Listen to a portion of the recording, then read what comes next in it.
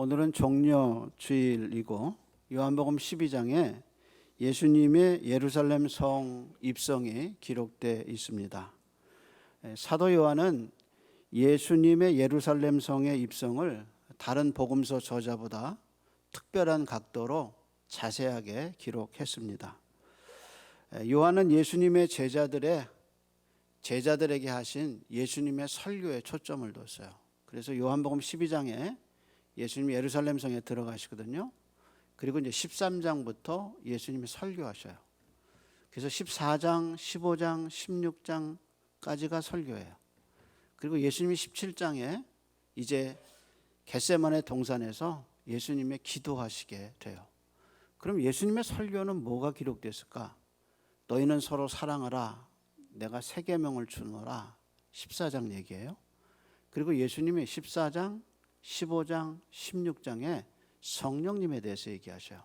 왜냐하면 예수님이 아버지가 보내심을 끝내고 아버지께로 가기 때문에 우리를 도우실 또 다른 보혜사이신 성령님에 대해서 제자들에게 14장, 15장, 16장에서 말씀하셔요.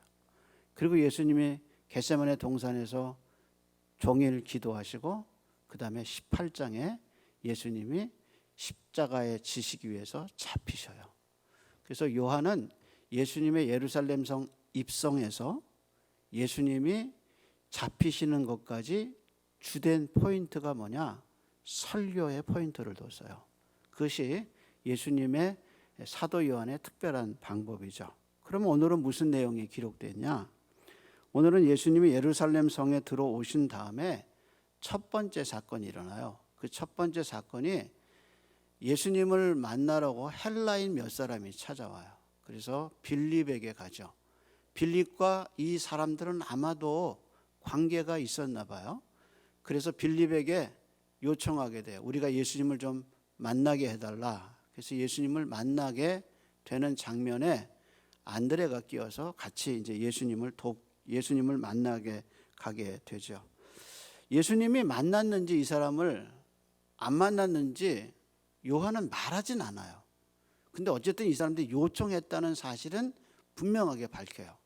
근데 예수님이 이 사람들이 예수님을 만나겠다고 요청했을 때 예수님이 자기 죽음에 대해서 얘기해요. 참 신기하죠.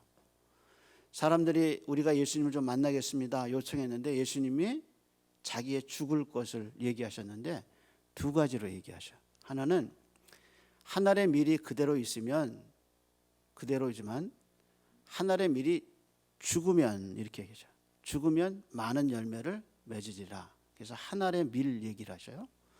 또 하나 예수님이 뭐라고 얘기하셨냐면 인자가 들려야 하리라 그랬어요. 이 들린다는 말이 뭐냐면 이스라엘 백성이 하나님의 은혜로 애굽에서 구원받았는데 광야에서 불평해요. 참 인생이 그런 거예요. 하나님의 구원을 경험했는데도 계속해서 하나님을 불평해요. 그때 불뱀을 보내서 이 사람들이 죽게 생겼어요. 그때 하나님이 구원의 방법으로 어떻게 하셨냐? 불뱀과 똑같이 놋뱀을 만들어라. 그래서 놋뱀을 장대에 달아라. 그래서 장대에 달고 이 장대에 있는 놋뱀을 보는 사람은 다 살 거다 얘기하셨어요. 그래서 장대가 높게 들렸어요. 근데 예수님이 자기 죽음을 뭐라고 얘기하셨냐? 내가 그렇게 높게 들리리라. 이 두 가지로 얘기하셨어요. 그러면서 예수님이 십자가의 죽음을 얘기하셔요. 그런데 로마 사람들은 자신의 입으로 언급하기 싫어하는 단어가 있어요. 그게 뭐냐면 십자가예요. 기록에 의하면 십자가에 죽는 사람은 로마 사회에서 중죄인이거나 아니면 하류 계급에 있는 사람만 십자가에 죽였어요. 그것도요, 중죄인일지라도 하류 계급에 속한 사람일지라도 로마 시민권이 있는 사람은 절대로 십자가에 안 죽였어요. 이런 이유로요, 사도들 중에 베드로는 십자가에서 죽었어요. 왜 죽었냐? 로마 시민이 아니기 때문에. 근데 같은 사도인데 사도 바울은 십자가에서 안 죽었어요. 대신 어떻게 죽었냐? 중죄인인데도 불구하고 칼에 의해서 참수당해요. 그러니까 왜 그랬겠냐? 사도 바울은 로마 시민이기 때문이에요. 이래서 로마 사회에서 십자가라는 말은 금기였어요. 근데 로마 시대의 사도 바울은 죽을 때까지 전한 게 뭐냐? 십자가예요. 근데 고린도전서 1장에 이렇게 얘기했어요. 유대인은 표적을 구하고 헬라인은 지혜를 구하나, 그 다음에 말이 뭐냐? 우리는 십자가에 못 박힌 예수 그리스도를 전하니 유대인은 꺼리는 것이요 이방인에게는 미련한 것이라 그랬어요. 여기서 중요한 건 십자가가 아니에요. 사도 바울이 전한 거는 십자가가 아니라 십자가에 못 박힌 예수 그리스도예요. 십자가는 그 전에도 수없이 사람이 죽었어요. 왜냐하면 어떤 기록에 보면 십자가에 800명을 달아 죽였어요. 그리고 달아 죽인 사람은 기생과 함께 밥을 먹으면서 십자가에 죽인 800명을 십자가에 죽였어요. 어떤 기록에는 2000명을 십자가에 죽여서 유대인들을 팔레스틴 지역에 걸어놨어요. 그 길가에 전체 2000명의 그 사람들을 십자가에 죽여서 걸어놔서 사람들이 저항하지 못하게 만들었어요. 그러니까 예수가 죽기 전에도 십자가에 죽은 사람은 너무나 많은 거예요. 그러니까 십자가가 능력이 아니라는 거예요. 뭐가 능력이냐? 십자가에 죽은 예수 그리스도예요. 근데 예수님이 지금 자기가 어디에서 죽을 걸 얘기하느냐? 십자가에 죽을 걸 얘기하고 있어요. 그것이 종려주일의 특성이에요. 그래서 예수님이 십자가에서 죽을 거다 얘기했어요. 근데 현대인들이 이해하기 어려운 이게 바로 십자가예요. 십자가의 내용이 뭐예요? 전능하신 하나님이 자기 아들을 인간의 죄를 위해서 내줬다. 그것이 십자가의 내용이에요. 근데 이게 인간의 상식과 이성과 안 맞아요. 왜 안 맞느냐? 부모된 자의 임무가 뭐냐? 무슨 일이 있어도 지는 죽어도 자식은 지키는 게 부모의 상식이고 그게 부모의 도리예요. 근데 하나님이 자기 아들을 지키지 못하고 그것도 노숙인도 아니고 자기를 거역하기에 끊임없이 거역한 사람들을 위해서 자기 아들을 십자가에서 죽였다. 이게 무슨 거짓말 같은 얘기냐? 안 믿어지죠? 공정에 안 맞고 이성에 안 맞고 상식과 반하는 거예요. 그런데 이상한 거는 어느 날 그게 믿어지면 어디에 감격하게 되느냐? 하나님이 나 같은 자를 위해서 자기 아들 고귀한 예수를 십자가에 죽였다는 그 터무니없는 사실에 그 은혜에 감격하게 되는 거예요. 그게 십자가 사건이에요. 그래서 예수님이 예루살렘에서 마지막 유월절을 지내면서 계속 하신 말씀의 주제는 뭐냐? 내가 십자가에서 죽을 거라는 거예요. 그래서 예수님이 그걸 뭐라고 했냐? 인자가 영광을 받을 때가 왔다. 그 영광의 때가 죽을 때예요. 그래서 본문에서 예수님이 십자가에 대해서 여러 각도로 얘기하셨어요. 근데 재미있는 사실은 요한복음에 십자가라는 단어가 11번 나와요. 근데 이 십자가라는 단어가 11번 나오는데 이게 다 어디서만 나오냐면 요한복음 19장에만 나와요. 19장에 어느 장면에서 나오냐면 빌라도에게 예수님 재판받을 때 사람들이 소리를 질러요. 예수를 십자가에 못 박아라, 못 박아라. 그게 요한복음에 나오는 최초의 십자가의 첫 단어예요. 거기서만 십자가가 나와요. 그 다음에 예수가 어떻게 했냐? 십자가에 자기가 지고 십자가에 못 박히고 그리고 높게 달려서 십자가에서 끌어내리는 날까지 그 시간까지 십자가가 11번 19장에만 나와요. 그전에는 십자가라는 단어도 없고 그 후에는 십자가라는 단어도 없어요. 그러니까 요한은 십자가라는 이 단어를 요한복음 11장 예수님이 십자가에 달리게 된 그 상황에만 십자가를 썼어요. 그러면 십자가가 없느냐? 아니에요. 오늘 12장에도 예수의 십자가를 둘로 얘기했잖아요. 하늘의 밀, 죽으면 인자가 높이 들려야 하리라. 두 가지 비유로서 십자가 사건을 얘기를 했어요. 그러면서 십자가를 앞둔 예수님이 십자가에 대해서 어떻게 생각하고 있었느냐 하는 예수님의 십자가에 대한 견해가 본문에 기록되어 있어요. 그 중에 첫째가 고통이에요.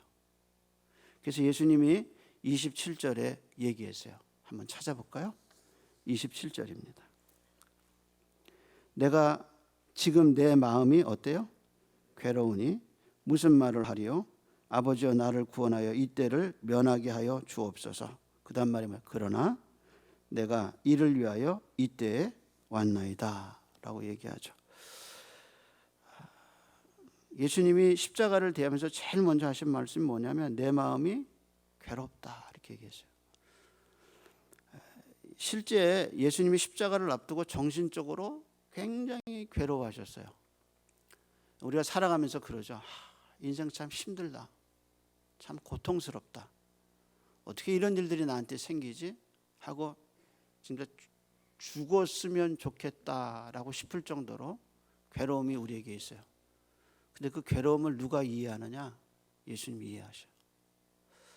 왜냐하면 왜 예수님이 우리 인생의 괴로움을 이해하시느냐? 본인이 사람이 되셨어요. 그래서 히브리 저자는 모든 일에 우리와 똑같은 시험을 받은 이시로되 딱 한 가지 차이가 있는 건 죄 때문에 시험은 안 받으셨어요. 그래서 예수님이 우리를 이해할 수 있어요. 그래서 진짜 고통스럽다. 어떻게 하면 좋을까? 이런 우리를 가장 잘 이해하시는 분이 누구냐? 바로 예수님이에요. 십자가를 앞두고 예수님이 그 고통을 얘기하셨죠. 그래서 예수님이 육신을 입고 이 세상에 오셔서 십자가에 못 박힐 때 예수님이 계속해서 느낀 건 괴로움과 고통이에요. 그래서 이사야 53장에 보면 예수님을 가르쳐서 우리의 질고와 우리의 고통을 지신 분이다. 그렇게 얘기해요. 그 왜 그럴 수 있느냐? 우리와 똑같이 사람이 되셨기 때문에. 그래서 예수님이 인간을 잘 이해한 사건이 뭐냐면 바로 요한복음 11장에 나사로의 무덤에 가셨을 때요. 예수님이 나사로의 무덤에 가셨을 때 사도 요한이 예수님의 그 상태를 뭐라고 얘기했냐면 우셨다 그랬어요. 우셨다. 예수님이 우셨다. 예수님이 울은 사건은 예수님이 예루살렘 성의 멸망을 보고 우셨어요. 그게 예수님의 사건이에요. 그리고 예수님 또 우신 사건이 뭐냐? 예수님이 나사로의 무덤 가서 우셨어요. 왜 우셨을까? 요한은 또 이렇게 얘기했어요. 그가 속으로 비통하게 여기사 울으시고 이렇게 했어요. 근데 이 비통이라는 단어가 기가 막힌 단어예요. 이게 헬라 말의 뜻이 뭐냐면 전쟁 나가는 말이 앞에 전쟁을 앞에 두고 코로 이 코가 말들이 코로 숨 쉬잖아요. 그게 뭐냐? 예수님이 비통했단 말이에요. 예수님 무슨 얘기냐? 인간의 죽음을 보고 예수님이 비통하셨다는 거예요. 그러니까 인생이 뭐냐? 인생이 살다가 고통을 겪다가 병들어요. 병들었다 어떻게 했냐? 죽어요. 그게 인생이에요. 근데 그렇게 살도록 운명되어진 인생의 모습이 나사로란 말이에요. 그러니까 그 모습을 보고 예수님이 어떻게 하냐? 비통하셨어요. 죽음을 앞두고 예수님이 전쟁을 앞둔 그 말의 상태처럼 이 죽음을 어떻게 해서 없애야 되는 거예요. 이 병의 문제를 해결해야 되는 거예요. 그래서 예수님이 코로 비통하게 숨을 내쉬면서 우셨다는 거예요. 그래서 예수님이 어떻게 했냐? 그 죽음의 문제, 병의 문제를 해결하기 어떻게 했냐? 예수가 죽었어요. 그래서 히브리 저자는 예수님이 죽음을 맛봤다 그랬어요. 그러니까 예수님이 먼저 죽음을 겪으시고 우리에게 죽음은 아무것도 아니다. 그거를 보여주시기 위해서 어떻게 했냐? 한 알의 밀이 죽으면 그 다음 말이 뭐냐면 많은 열매를 맺느니라. 예수님이 죽어서 예수 안에서 수많은 죽음, 우리의 모든 죽음을 예수님이 해결해 주셨어요. 그래서 우리의 죽음은 매일 저녁에 자는 것처럼 나 작게 내일 봐 그러고 죽고 아침에 주님과 함께 천국에서 깨는 거, 그게 죽음이에요. 그래서 예수님이 먼저 죽으셨어요. 한 알의 밀이 죽으면 많은 열매를 맺느니라. 그 속에 우리가 들어갔어요. 그래서 예수님이 고통과 질병과 죽음 앞에 둔 인생을 해결하시기 위해서 본인이 죽으신 사건, 그것이 십자가 사건이라. 그 십자가 사건. 두 번째, 우리가 십자가에서 발견할 수 있는 주님의 모습은 자발적 순종이에요. 이 말은 무슨 말이냐? 십자가는 예수님의 자발적 순종을 보여줘요. 처음부터 예수님은 목적이 십자가예요. 그래서 예수님은 어떻게 죽기 위해서 오셨어요.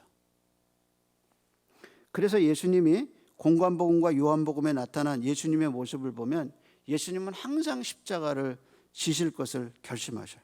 어느 날 갑자기 우연하게 어쩔 수 없어서 십자가를 진 게 아니라 아예 처음부터 예수님이 십자가를 졌어요. 그래서 세례 요한이 예수님 보고 첫 마디가 뭐냐? 보라, 세상 죄를 지고 가는 하나님의 어린 양이다. 그것을 요한복음 1장에서 두 번씩 얘기했어요. 보라, 하나님의 어린 양이다. 세상 죄를 지고 가는 하나님의 어린. 그 세상 죄 지고 가는 게 어떻게 지고 가요? 십자가 지는 거예요. 그러니까 예수님은 처음부터 십자가를 지러 왔어요. 그런데 예수님이 이 십자가를 지시면서 아버지 하나님과 깊게 교제해요. 근데 이 요한복음 지금 12장에서 아버지라는 단어가 4번 나와요. 근데 여기서 예수님이 짧게 기도하셔요. 12장에서. 근데 이 기도가 이제 요한복음 17장에 가면 예수님이 겟세마네 동산에서 전체 기도하신 예수님의 17장 전체가 예수님의 기도예요. 정말 깊은 기도를 예수님이 십자가를 지시기 전에 하셔요. 근데 그 17장의 기도를 하시기 전에 지금 12장에서 예수님이 기도하시는데 이 기도의 내용이 뭐냐? 자기가 이때 십자가를 지게 했다는 거예요. 그러면서 4번씩 예수님의 하나님을 아버지라고 불러요. 그래서 아버지 나를 구원하여 주소서, 아버지여 아버지의 이름을 영화롭게 하소서 이렇게 얘기해요. 근데 이 아버지라는 단어가 우리 말로는 이렇게 해석되는 거예요. 아빠 그 얘기예요. 아빠 그 얘기예요. 마치 아이들이 아빠하고 부르듯 그렇게 친근하게 부르는 거예요. 뭐 지금은 나이 먹은 사람들이 자기 아버지를 아빠라고 부르진 않죠. 근데 엄마는 뭐라고 부르냐면 어머니 그러기보다 엄마가 더 엄마라고 부르는데 나이 먹은 아들이 아빠 보고 아빠 그렇게 얘기하지 않잖아요. 근데 예수님 뭐라고 하시냐면 이 십자가를 앞두고 아빠 이렇게 부른 거예요. 근데 윌리엄 바클레이가 이 아빠라는 단어를 해석을 했어요. 어떻게 해석했냐면 아빠 내 영혼을 맡깁니다. 이 단어, 이 기도문은 유대 어린이들이 어려서부터 엄마에게 교육받는 유대 신앙 교육에서 왔다 그래요. 그러니까 이제 자기 전에 엄마가 기도해주고 너 이렇게 기도해라. 그리고 가르쳐 주는 게 뭐냐면 이제 자기 전에 애 보고 하나님 아버지 내 영혼을 아버지께 맡깁니다. 그러고 잤다는 거예요. 그게 이제 유대 집안의 교육이라는 거예요. 그래서 예수님이 십자가에 못 박히시고 다 이루었다 말씀하시고 십자가에서 뭐라고 얘기하셨나요? 아버지 내 영혼을 아버지 손에 부탁합니다 라고 기도했는데 그 기도가 어려서부터 몸에 밴 기도다. 이것이 윌리엄 바클레이의 해석이에요. 이게 사실이라면 예수님 마지막 기도는 뭐냐? 어렸을 때부터 계속했던 아버지 내 영혼을 아버지께 맡깁니다 라고 얘기했다는 거예요. 그게 뭐냐? 예수님이 고통을 앞두고 하나님과 깊게 교제해요. 우리가요 고난을 만나고 고통을 만나면 하나님을 찾게 돼 있어요. 근데 이상하게 이 고난이 하나님과 관계를 깊게 만들어. 그 참 신기한 거예요. 고난을 겪으면 하나님 싫고 원망하고 하나님 떠나야 하는데 고난을 당하면 채질하듯이 이게 채질하면서 점점 안으로 들어오는 거예요. 이게 하나님을 자꾸 찾게 돼 있어요. 그러면서 이게 하나님과의 관계가 깊어져요. 근데 예수님이 십자가를 앞두고 가장 하나님과 친밀해요. 그래서 요한복음 17장에 예수님의 기도가 하나님과의 하나된 그 깊이와 그 대화의 정도가 너무 깊은 거예요. 그러면서 예수님이 하나님을 아버지, 아빠, 아버지 부른 거예요. 그랬더니 하나님이 그 소리를 들으시고 아버지 하는 소리를 듣고 하나님이 하늘에서 음성으로 대답하신 거예요.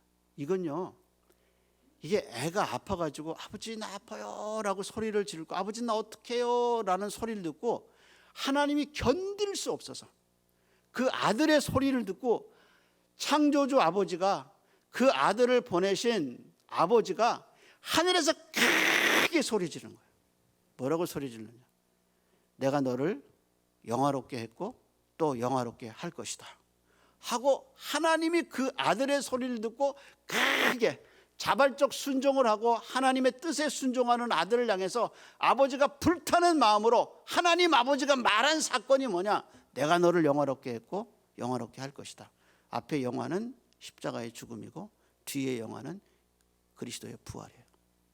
내가 너를 영화롭게 하리라. 그래서 이 하나님의 음성을 들려듣는데 사람들이 뭐라 그러냐? 이건 천둥이 울었다. 또 어떤 사람은 뭐라 하냐? 이거는 천사가 말했다. 똑같은 소리를 들었는데 아들에게만 들려요. 아들에게만. 근데 베드로 사도가 비슷한 경험을 했어요.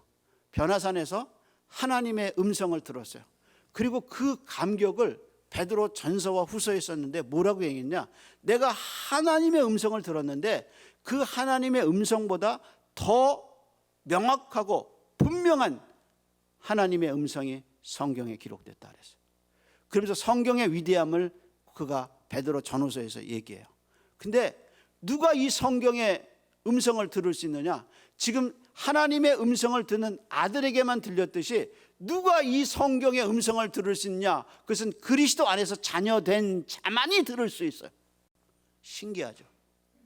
아들의 귀에만 들린 이 음성이 성경에 기록되어 있는데 성경에 기록된 그 오묘한 하나님의 십자가와 부활의 진리를 누가 이해할 수 있고 누가 믿을 수 있느냐? 예수 안에서 자녀된 사람만, 예수의 피로 거듭난 사람만 이 진리가 믿어진다는 거예요. 신기한 거예요. 똑같이 들었는데 아들만 들었어요. 똑같은 성경인데 누가 믿을 수 있느냐? 예수의 아들, 예수 안에서 자녀된 사람만 들어요. 그래서 요한복음 1장을 시작하면서 그 이름을 믿는 자 곧 하나님의 자녀가 되는 권세를 주셨으니, 그래서 성경이 믿어지는 거예요. 그래서 자발적 순종이 영광을 갖고 와요. 이것이 예수님이 생각한 십자가의 내용이에요. 세 번째는 뭐냐? 구원이에요. 확인해 볼까요? 32절입니다.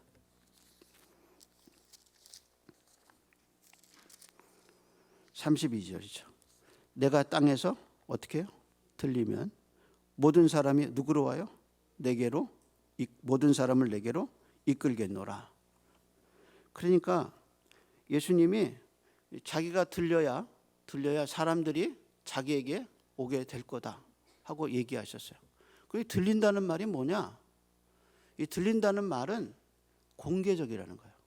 예수 죽음의 특성은 뭐냐? 공개적이에요. 비공개적이라는 게 뭐냐? 자객에 의해서 죽을 수 있어요. 사도 바울이 복음을 전할 때 유대인 40명이 먹지도 않고 마시지도 않고 바울이 죽일 때까지 우리가 먹지도 않고 마시지도 않게 자객단이 형성돼요. 근데 예수님을 자객단을 보내서 죽일 수 있어요. 아니면 유대인의 법에 의해서 신성모독죄로 돌로 쳐 죽일 수 있어요.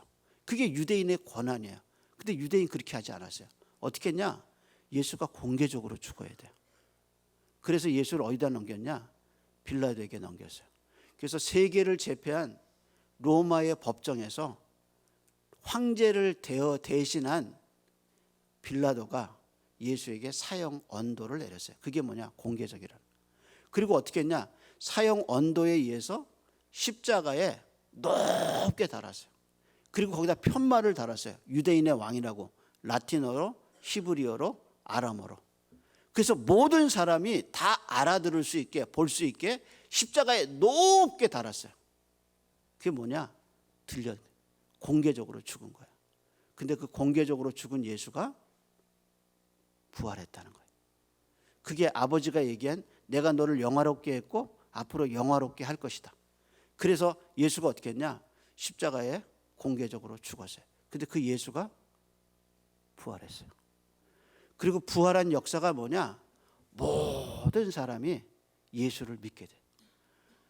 예수님이 예루살렘 성에 들어가셔서 하신 말, 한 알에 미리 죽으면 많은 열매를 맺으리라. 내가 들려야 모든 사람이 내게 오리라 한 이 그때 2000년 전의 예언이 어떻게 우리한테 이루어졌냔 말이에요. 어떻게 우리한테 이루어져서 그 예수의 십자가 밑에 예수의 부활을 믿게 된 하나님의 자녀가 됐느냐, 이 놀라운 사건을 어떻게 설명할 수 있어요? 예수님이 이 예언이 어떻게 나한테 이루어져서 내가 십자가 사건을 믿고 부활을 믿게 됐는지 어떻게 설명할 수 있느냐 말이에요. 그래서 모든 사람을 내게로 이끌리라 그랬는데 그 안에 우리가 서서 예수의 십자가를 바라보고 그 은혜를 감격하며 그 호산나 찬송을 할 수 있는 예배자가 될 수 있었느냐 말이에요. 이게 하나님의 은혜라는 거예요. 설명할 수가 없어요. 따라서 종려주일은 과거의 사건이 아니고 나하고 관계없는 사건이 아니라 십자가를 지기 위해서, 부활의 영광을 입혀주시기 위해서 예수가 오신 놀라운 주일이라는 거예요. 기도하겠습니다. 하나님, 우리의 운명이 사람 손에 있지 않고 환경 손에 있지 않고 하나님의 손에 있다는 걸 믿게 해 주옵소서. 내 손에서 뺏을 자가 없다 말씀하신 주님, 우리의 운명과 삶이 하나님의 손에 있고 이 하나님의 손이 우리를 지금까지 인도하셨고 예수 그리스도를 보내셔서 그 보배로운 피로 하나님의 자녀가 되게 하신 그 하나님의 사랑 안에 우리가 있다는 것을 믿게 해 주옵시고, 어떤 곤란함과 어떤 어려움 속에서도 낭망하지 아니하고 나의 운명이 사랑하시는 하나님 손에 있다는 걸 믿어지는 아침이 되게 하시고, 그 하나님이 가장 선하고 좋은 것으로 인도하실 걸 믿고 아버지의 이름을 부르며 인생을 사는 우리가 되게 지켜 주옵소서.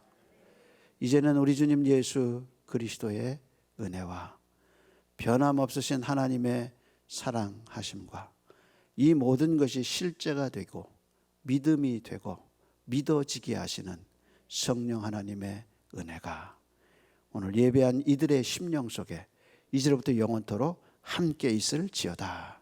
아멘.